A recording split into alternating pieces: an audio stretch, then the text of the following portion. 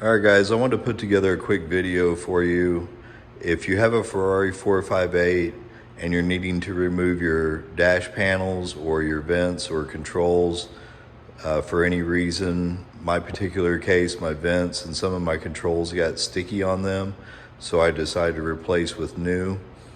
And I actually went through Scuderia Car Parts out of UK. I deal with a gentleman named Ratish. I always email him. He'll give me a better price than what they have on their website. If they don't have the parts in stock, like these vents, it took about 3 weeks to get them in stock and then about 4 days to get to me in the United States. So if they have the parts in stock, usually 4 or 5 days I can have parts from those guys, and they're great to deal with. This video is not sponsored by them, just sharing where I actually bought my parts from. So if you're needing to remove your vents or controls, or maybe you've got some leather that's pulled loose, you need to get those dash panels off. I've not found any videos on how to do that, so I thought I'd throw together a quick one for you. Whenever you get ready to get started, be sure you disconnect your battery first. Let it set for about 30 minutes. You are going to have to remove an airbag, and you don't want that to deploy on you. So disconnect your battery. First step there. Next step, you're going to want to take your glove box assembly out. And I'm not going to go into a lot of detail on that. It's big and bulky and hard to record removing that or putting it back in. But while I had mine out, I decided to go ahead and replace the liner because it had a couple scuffs in it. So Scuderia Car Parts got me a new one for about $100. And I can show you briefly on taking that out. It's going to have this panel right here that you'll pull out after you remove 2 bolts. So you get that out of the way. Then it has 2 bolts in each top corner, 1 in each top corner. And then you've got a few along the bottom. You'll also need to remove your carpet piece that's underneath the dash. And if you need a video on how to remove the glove box assembly, let me know and I can try to put one together for you. That would normally have another panel right here as well that's also held in by some push pins. So you've got some wiring and some other things that you need to unplug. So a few more steps with doing that part, but that's going to be your first thing, is to take your glove box out. The second step will be to take your top dash pad out, which you can see I have mine out over here. The dash pad's pretty straightforward. It's intimidating. I know the first time there's so many screws underneath there, I didn't know what to do. Even with the workshop manual, it wasn't real clear, but I found out real quick that it's not too bad.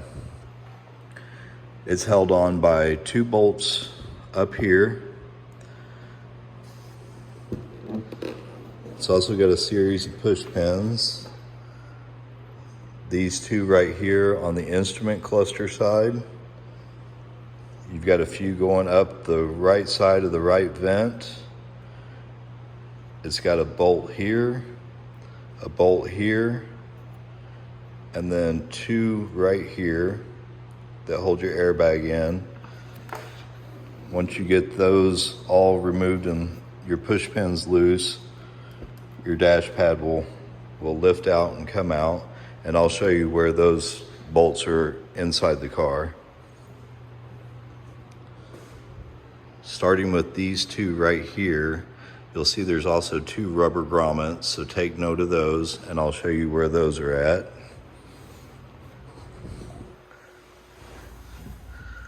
So going inside the car, first thing I'm going to do is pop this cover off, which is in the center of the dash at the top.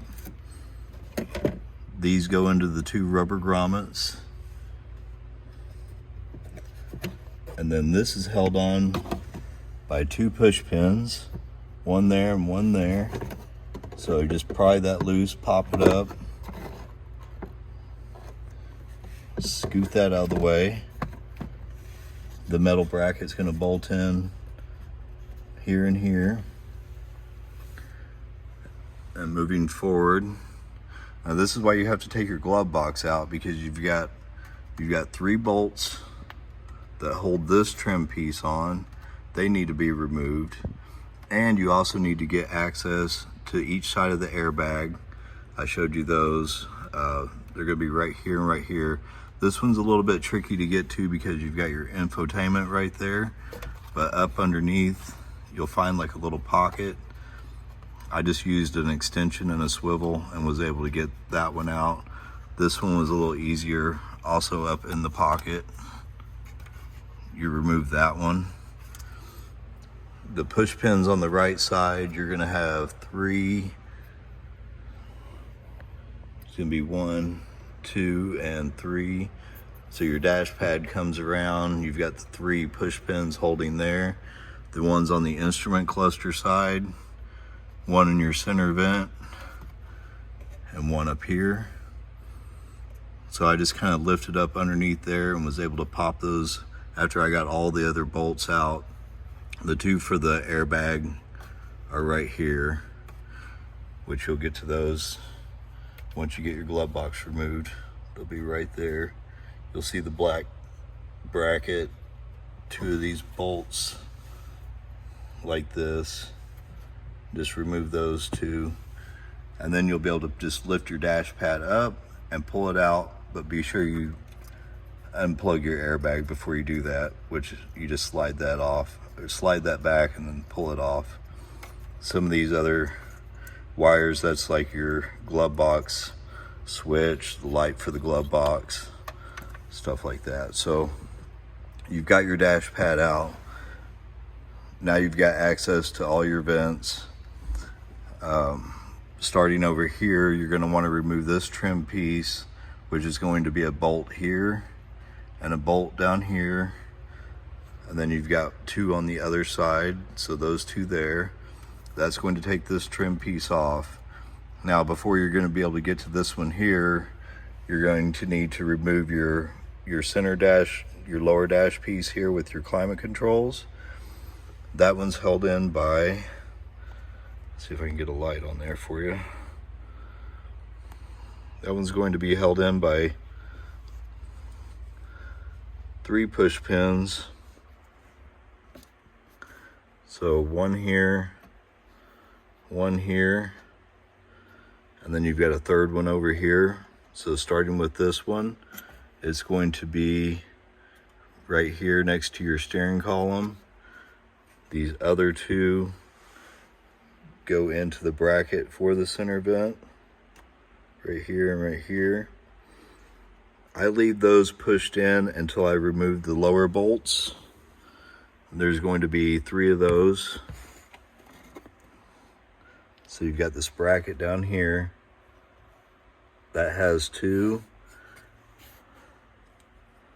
Let's see if I can get a better light for you.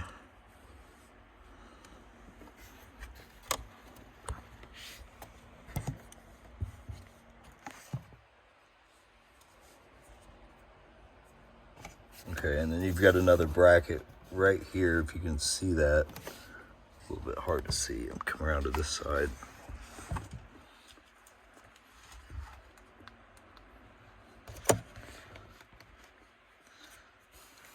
The bracket right here that has the 1 is behind the, there we go. So you've got your carpet for your center tunnel. So you've got 1 bolt behind that, and then the other 2 are gonna be down here. This is for my radar detector, but your OBD2 port is right here. So for this bracket, they bolt in right here. This one you don't need to remove, just remove those 2. Once you've got your 3 bolts pulled out from underneath, then you can pull this center piece directly out. When you do that, that'll be out of the way. That'll give you access to this bolt for this center trim piece here. And it's also going to give you access to this bolt and this bolt. Those are holding in the center vent section. Also, you have 3 bolts on top for that center section, which is going to be 1 here, here, and 1 on top. So you remove all 3 of those plus the 2 on the front, and then you'll be able to pull this out. And when you pull the center vent section out, you're going to have a square plug for your radio controls, and you're also going to have 2 sets of wires for your electronic vent. Just make sure you, whenever you put this back in, you put them in the right place, because if you move this one over here by accident, this controller will run this vent and vice versa. So on mine, I had a blue set of wires running down to this vent, so I just remember blue on bottom. Also, taking pictures will help you to remember which orientation those wires need to go. And then I also take each section that I'm working on, I'll take all the bolts and put them in a baggie, and then I draw on a diagram which bolt goes where, or I'll stick the bolts back in the hole that they came out of until I'm ready to reinstall. So once you get all those bolts removed and everything unplugged, this will pull right out. On your right vent, you'll now have your centerpiece apart. There's going to be 1 bolt behind the center trim that you'll need to remove. You'll have another bolt here, and then another one on top. So you'll take 1, 2, 3 bolts out. That'll pull your center vent. And then same with the center, you'll want to make sure you unplug your electronic switch for your vent there. So that'll get that vent completely out of the way. So that's removing that vent and that vent. We'll go over to the other side of the car.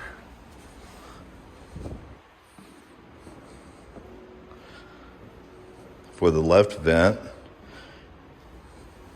I know some guys have had trouble with this leather coming loose, so if you need to remove that, it comes off pretty easy. You've got 2 bolts on each side of the each side of the tack, so 1 there and 1 there. There's also a couple push pins. You can see 1 there, 1 on the other side.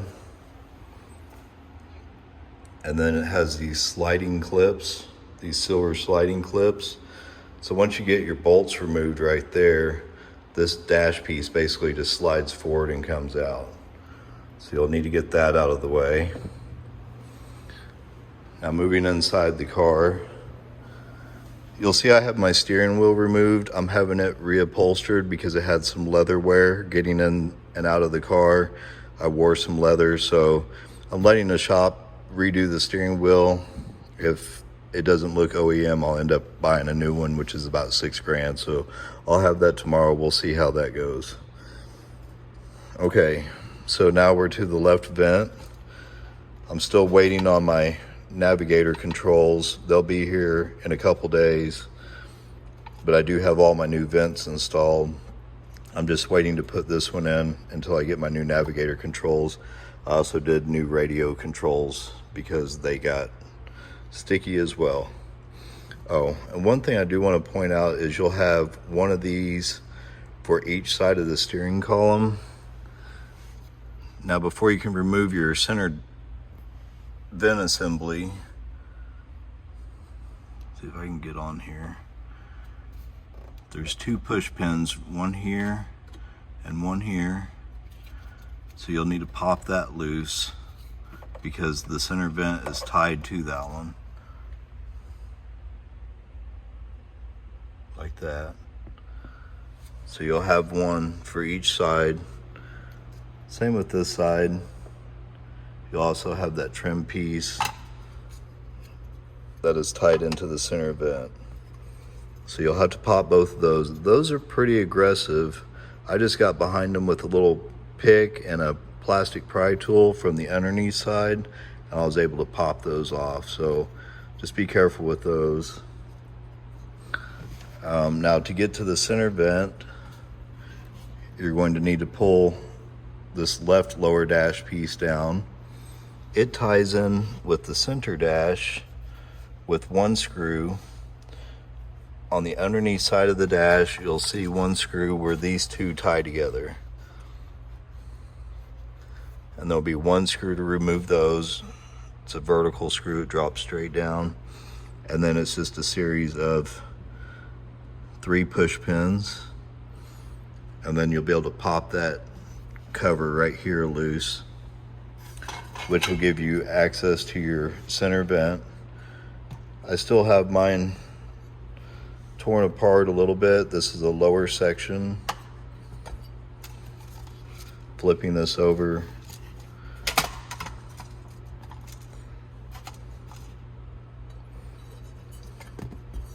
this piece will go back on here, but I have it removed so I can put my new navigator controls in.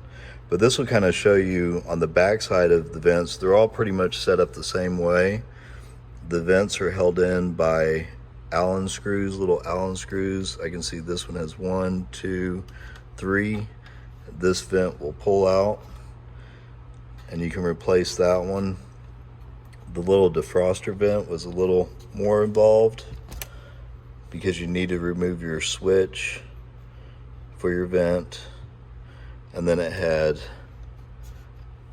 2 screws right there that pulls this tube off, and then the actual vent itself,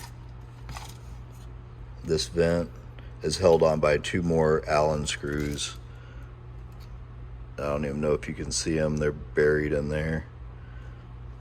Okay, so once you get your vents replaced, I guess I should tell you how to take it out first, which is going to be just 2 bolts on this one. This one was the easiest one to remove. You've got a bolt on top and a bolt on the side right there. You see how I stuck the bolt back in there so I don't mix up where it needs to go. So your bolt on top is going to be this one right here, and the one on the side will be right here. So you'll remove these 2 bolts right here. Once you get those removed, you can pull it out, drop it down, and then you'll have your navigator control that you need to unplug, and then the wire for your left switch, which, like I mentioned, is these guys right here.